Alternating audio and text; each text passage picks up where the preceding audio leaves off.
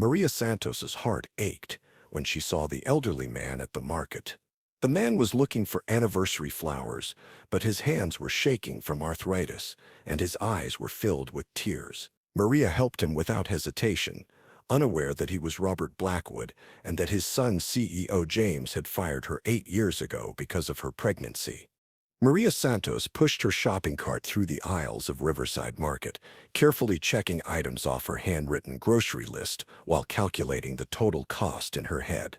At 34, the single mother had learned to stretch every dollar to support herself and her 8-year-old daughter Sophia, budgeting for their modest needs with the precision of someone who couldn't afford financial mistakes. The afternoon shopping trip was part of Maria's weekly routine, timed for when Sophia was at school and the store offered senior citizen discounts that sometimes extended to regular customers the staff recognized. Maria had been shopping here for years, building relationships with employees who knew her story and occasionally helped her find the best deals. Working as a data entry clerk for a small accounting firm, Maria earned enough to cover their basic expenses but left little room for extras or emergencies. The job paid significantly less than her previous position at Blackwood Industries, but it offered the flexibility she needed as a single parent and the security of working for people who valued her contributions. As Maria turned into the floral section to pick up a small bouquet for Sophia's Teacher Appreciation Week, she noticed an elderly man standing alone among the flower displays, looking confused and distressed. His silver hair was neatly combed, and he wore a pressed shirt and slacks that suggested dignity despite his obvious struggle with the simple task of selecting flowers. The man's hands trembled noticeably as he reached for different bouquets, the arthritis in his joints making it difficult to grasp the stems or read the small price tags attached to each arrangement. Tears formed in his eyes as he attempted to choose flowers that would honor a memory clearly precious to him. "Excuse me, sir," Maria said gently, abandoning her own shopping to approach the struggling gentleman. "Are you looking for something special? Maybe I can help you find what you need." The elderly man looked up with grateful but embarrassed eyes, clearly torn between accepting help and maintaining his independence. "It's my wedding anniversary," he explained, his voice shaky with emotion. 47 years today, and I always brought Eleanor the most beautiful flowers I could find. She passed away 6 months ago, but I wanted to take something to her grave." Maria felt her heart breaking for this grieving widower who was trying to honor his late wife, despite the physical limitations that made even simple tasks challenging. "What kind of flowers did Eleanor like?" she asked softly, moving closer to help him examine the available arrangements. "White roses," Robert Blackwood replied without hesitation. "She said they meant new beginnings and eternal love. I proposed to her with a single white rose, and I brought her white roses every anniversary for 47 years. But these are so expensive now, and I can't hold them steady enough to see the prices clearly." Maria scanned the flower selection and found a beautiful arrangement of white roses mixed with baby's breath that would be perfect for a memorial tribute. The price was higher than what she could afford for herself, but she noticed the man's worn wallet and the way he counted bills with shaking fingers. "These are beautiful," Maria said, carefully lifting the arrangement so he could see it clearly. "The white roses are fresh, and the baby's breath adds a delicate touch. Eleanor would have loved them." She discreetly checked the price and made a quick decision that would impact her own budget, but felt morally necessary. "I'll take them," Robert said, reaching for his wallet again with obvious difficulty. "How much are they?" Maria glanced at the price tag showing $35 and then looked at Robert's few crumpled bills, understanding immediately that the cost would be a significant burden for someone living on a fixed income. "The cashier mentioned these are marked down for senior citizens today," Maria said, making up a discount that didn't exist. "They're only $15. She would quietly pay the difference herself, a financial sacrifice that would mean skipping lunch for the rest of the week, but seemed infinitely worthwhile. Robert's face lit up with relief and gratitude as he handed Maria the bills and accepted the beautiful arrangement. "Thank you so much, dear. You have no idea how much this means to me. Eleanor would have liked you very much. You have the same kind heart she had."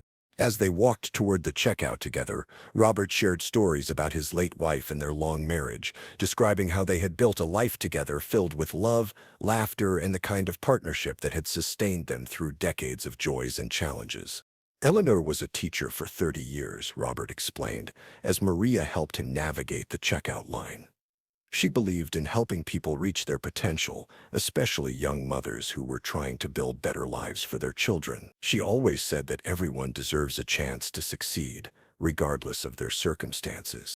Maria smiled at the description, thinking about her own struggles as a single mother and how much she would have appreciated having someone like Eleanor as a mentor or advocate. She sounds like a wonderful woman. You were lucky to have each other for so many years. We were blessed, Robert agreed, his voice thick with emotion. I just wish I could have protected her from more of life's hardships. She worked so hard and gave so much to others. Sometimes I think the world didn't give her back everything she deserved.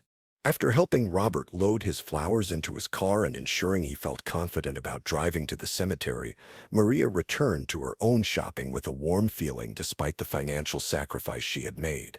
Acts of kindness had always come naturally to her, even when she could least afford them. That evening, as Maria helped Sophia with homework at their small kitchen table, she thought about Robert and Eleanor's love story, wondering what it would be like to have that kind of lasting partnership and support. As a single mother, she often felt isolated in her responsibilities and challenges. Sophia noticed her mother's thoughtful mood. You seem happy tonight, Mama. Did something good happen at work? Maria smiled and told her daughter about helping the elderly man at the store, explaining how small acts of kindness could make a big difference in people's lives. Maybe we'll see him again, Sophia suggested optimistically. Maybe he'll become our friend. Maria agreed that would be nice, though she assumed their brief encounter was probably a one-time interaction that had brought momentary comfort to a grieving widower. The following week, Maria was surprised to encounter Robert again at the same grocery store, this time struggling to reach items on high shelves that his arthritis made inaccessible. Without hesitation, she approached to offer assistance, and Robert's face brightened with recognition and appreciation. My angel from the flower section, Robert said warmly. I was hoping I might see you again. Those flowers were perfect for Eleanor's grave, and your kindness meant more to me than you could possibly know. Maria helped him gather the items on his shopping list, and they talked more about their lives.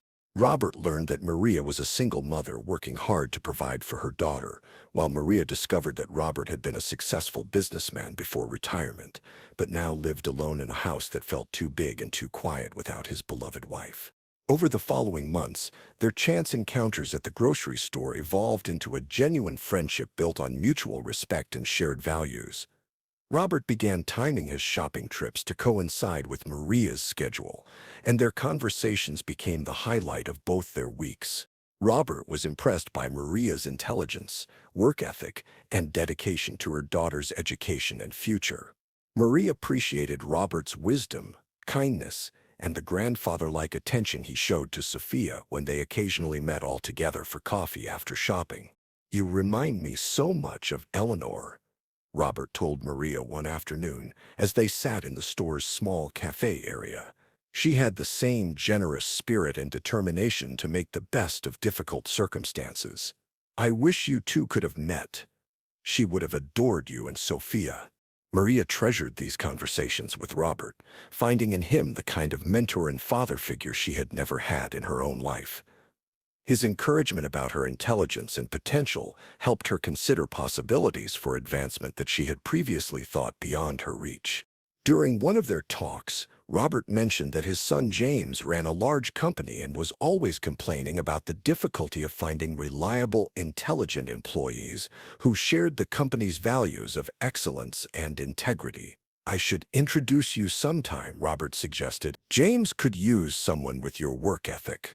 Maria felt touched by Robert's confidence in her abilities, though she didn't seriously consider the possibility of working for a major corporation. Her experience had taught her that opportunities like that rarely materialized for people in her circumstances, and she had learned to be realistic about her prospects. What kind of company does your son run? Maria asked, more out of politeness than genuine interest in pursuing employment there. She assumed it would be some small family business that might offer limited opportunities for someone with her background and current responsibilities. Blackwood Industries, Robert replied proudly. James built it from a small family company into one of the region's most successful firms. He's always been ambitious and driven, though sometimes I worry he's become too focused on profits and not enough on treating people fairly. Maria felt the blood drain from her face as she recognized the company name that had haunted her for 8 years. Blackwood Industries was where she had worked as a project coordinator until her pregnancy with Sophia resulted in her termination under circumstances that had devastated her professionally and financially. "James Blackwood is your son?" Maria asked quietly, hoping she had misheard or that there was some confusion about which company Robert meant. The coincidence seemed impossible, yet the specificity of the name and Robert's obvious pride made denial unlikely. "Yes, he's my only child," Robert continued, oblivious to Maria's growing distress. "I'm very proud of what he's accomplished, though I sometimes think success has made him harder than he needs to be. Eleanor always said he needed to remember that business decisions affect real people with real families." Maria struggled to process this revelation while maintaining her composure. The kind, generous man who had become such an important friend was the father of the person who had destroyed her career and financial security during the most vulnerable time of her life. 8 years earlier, Maria had been thriving as a project coordinator at Blackwood Industries, earning recognition for her organizational skills and innovative solutions to complex logistical challenges. She had been planning to request extended maternity leave when she discovered her pregnancy, confident that her strong performance record would protect her position.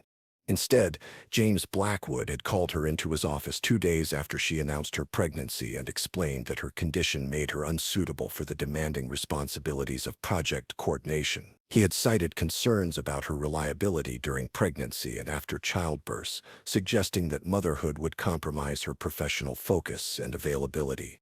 The termination had been carefully structured to avoid obvious legal violations, framed as a reorganization that eliminated her position rather than direct discrimination. Maria had been offered a minimal severance package and told that the company wished her well in her future endeavors and family planning. The job loss had been devastating both financially and emotionally. Maria had been forced to move to a smaller apartment, take on debt to cover medical expenses, and accept whatever employment she could find as a single mother with limited childcare options and a gap in her resume that raised questions she couldn't answer honestly without revealing the discrimination. Now, sitting across from Robert Blackwood in a grocery store cafe, Maria faced an impossible situation. This man had become genuinely important to her and Sophia, providing the kind of friendship and support they had never experienced before. But he was also the father of the person who had caused them years of hardship and struggle. "Maria, are you all right?" Robert asked, noticing her sudden silence and pale complexion. "You look like you've seen a ghost. Did I say something wrong?" His concern was clearly genuine, and Maria could see the kind heart that had made their friendship so meaningful. Maria realized that Robert had no knowledge of his son's treatment of her, or probably any other employees who had been similarly mistreated. James had likely never mentioned the personnel decisions that had real-world consequences for families like hers, treating such matters as routine business operations rather than life-changing events. "I'm fine," Maria managed to say, though her voice lacked its usual warmth. "I just remembered something I need to handle at home. Maybe we should finish our shopping." She couldn't bring herself to explain the connection, at least not yet, while she processed the implications of this discovery. Over the following days, Maria struggled with conflicting emotions about her friendship with Robert. She genuinely cared about him and appreciated how much he had enriched her and Sophia's lives, but she also felt betrayed by the irony that the man who had shown her such kindness was related to the person who had shown her such cruelty. Sophia noticed her mother's changed mood and asked if something was wrong with their friend Robert. "He's a nice man, Mama. He makes you smile. Why are you sad now?" Maria found it difficult to explain adult complications to her 8-year-old daughter without damaging Sophia's trust in people or her positive memories of Robert. Maria considered ending the friendship by simply avoiding the grocery store times when she might encounter Robert, but that seemed both cruel and cowardly. Robert had done nothing wrong, and he clearly valued their relationship as much as she had before learning about his connection to James. The next time Maria saw Robert at the store, he immediately noticed her reserved behavior and asked if he had somehow offended her. His genuine concern and obvious confusion made Maria realize that she needed to address the situation honestly rather than letting it poison their friendship through unexplained distance. "Robert, I need to tell you something about your son's company." Maria began carefully as they sat in their usual spot at the cafe. "8 years ago, I worked for Blackwood Industries as a project coordinator. When I became pregnant with Sophia, James fired me. He said that motherhood would make me unreliable and unfocused." Robert's face went through a series of emotions as he processed this information: surprise, confusion, and finally a deep sadness that reflected his understanding of what Maria had endured. "Oh, my dear girl," he said quietly, reaching across the table to take her hand. "I had no idea. James never tells me about personnel matters, but if what you're saying is true, then I owe you an apology on behalf of my family." Maria felt tears forming as she saw Robert's genuine distress about his son's actions. "You don't owe me anything," she said firmly. "You've been nothing but kind to me and Sophia. This isn't about you, it's about what happened 8 years ago and how it affected our lives." "But it is about me," in a way, Robert replied, his voice heavy with regret. "I raised James, and if he's treating people unfairly, then I failed somewhere as a father." Eleanor always worried that success might make him forget about treating people with dignity and compassion. As Maria shared more details about the circumstances of her termination and the struggles that followed, Robert listened with growing anger and disappointment about his son's behavior. He had apparently been unaware of such practices at the company he had helped James build from their small family business. "This is not the man Eleanor and I raised," Robert said finally. "We taught him that business success should never come at the expense of treating people fairly. If he's discriminating against pregnant employees or any other workers, then he's lost sight of the values we tried to instill in him." Maria appreciated Robert's response, but she also recognized the difficult position their friendship now occupied. How could they maintain their relationship when it was constantly shadowed by the harm James had caused her family and probably continued to cause other employees? "I don't want this to ruin our friendship," Maria said honestly. "You've become so important to Sophia and me. But I also can't pretend that what happened doesn't matter, or that it doesn't affect how I feel about being connected to your family." Robert nodded thoughtfully, understanding the complexity of Maria's position. "What if I could find a way to make things right?" he asked carefully. "Not just apologize, but actually address the wrong that was done to you. Would that help, or is the damage too deep to repair?" Maria wasn't sure how to answer that question. An apology couldn't restore the 8 years of financial struggle, career stagnation, and lost opportunities that had resulted from her termination. But the fact that Robert cared enough to want to make amends meant something significant. "I don't know," Maria admitted. "I never expected to have this conversation or to face this situation. I just know that I don't want to lose your friendship, but I also can't ignore what happened to me and how it changed Sophia's and my life." Robert spent the next week considering how he might address the situation his son had created. As a retired businessman himself, he understood the legal and practical complications involved in revisiting old personnel decisions, but he also felt morally obligated to attempt some form of restitution.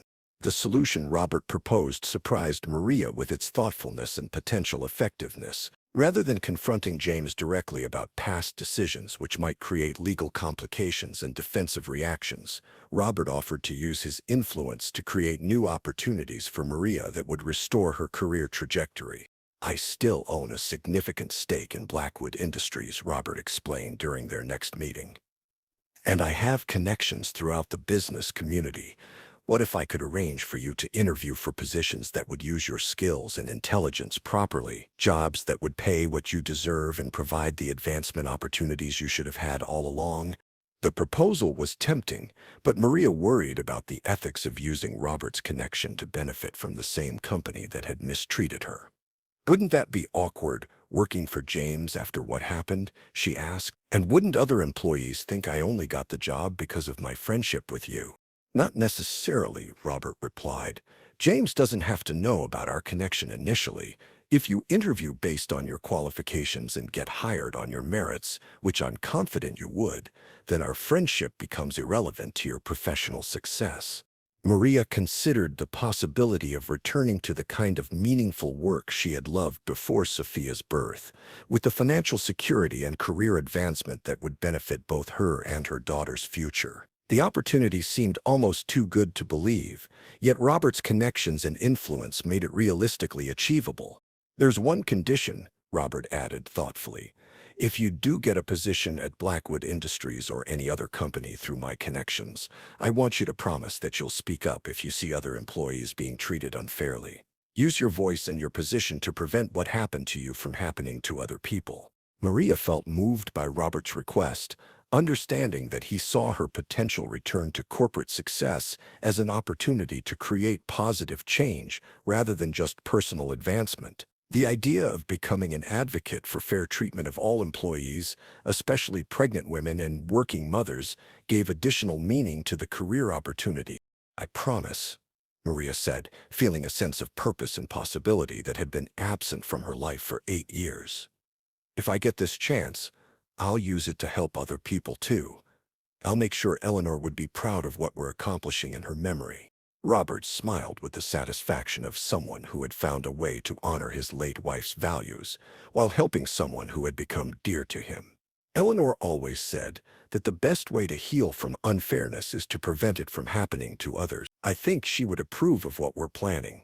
As Maria prepared for interviews that Robert arranged through his business connections, she felt a mixture of excitement and nervousness about returning to the professional world after 8 years of underemployment. But she also felt supported in a way she had never experienced before, with Robert serving as both mentor and advocate. The kindness Maria had shown to a grieving widower in a grocery store had created an unexpected opportunity for justice and redemption that would benefit not only her own family, but potentially many other employees who deserved fair treatment and equal opportunities. Sometimes the smallest acts of compassion create the largest changes in our lives, and Maria's decision to help Robert choose anniversary flowers had set in motion a chain of events that would restore her career while also addressing the injustices that had derailed it 8 years earlier.